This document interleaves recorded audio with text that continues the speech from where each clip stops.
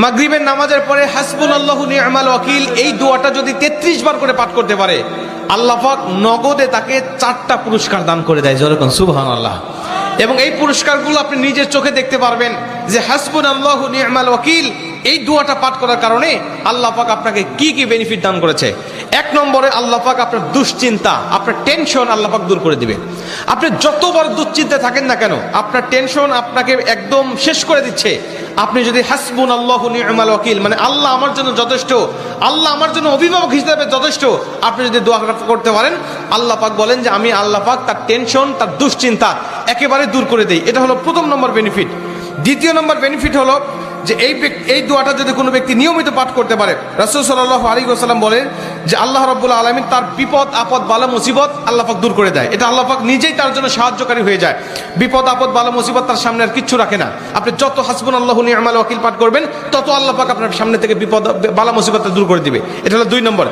3 নম্বরে নবীজি সাল্লাল্লাহু আলাইহি ওয়াসাল্লাম বলছেন, যে ব্যক্তি হাসবুনাল্লাহু নি'মাল ওয়াকিল বেশি বেশি পাঠ করবে, আল্লাহ রাব্বুল আলামিন সে যদি কারোর দ্বারা জুলুম শিকার হয়ে থাকে, সে মাজলুম, তার উপরে কেউ জুলুম করেছে, তার উপরে কেউ কষ্ট দিয়েছে, তাকে এই কষ্টটা সে পেয়ে আল্লাহ পাকের কাছে হাসবুনাল্লাহু নি'মাল ওয়াকিল পাঠ করেছে, আল্লাহ পাক বলেন নিজেই আমি ওই মাজলুমের পক্ষে হয়ে যাই, জালেমের বিপক্ষে আমি আল্লাহ নিজের অবস্থানটা দাঁড় করা দেই। যেরকম সুবহানাল্লাহ। ভাই, আল্লাহ যদি আপনার পক্ষে দাঁড়ায় যায়, আপনার কিছু লাগে?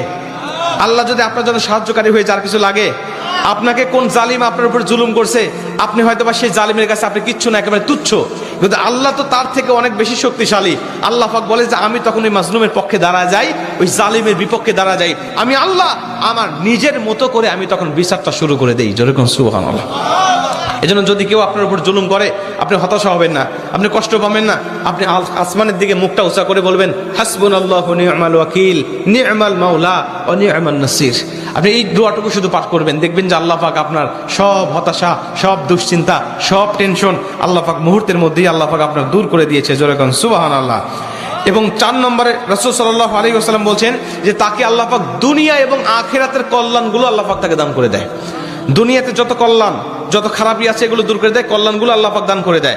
আবার আখিরাতের যত কল্যাণ লাগবে আপনার সব কল্যাণগুলো আল্লাহ পাক আপনাকে দান করে দিবে।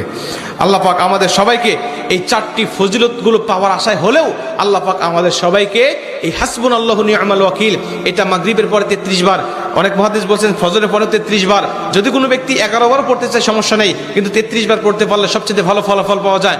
আপনারা অধিকাংশ 33-এর অধিক পড়লেও কোনো সমস্যা নেই।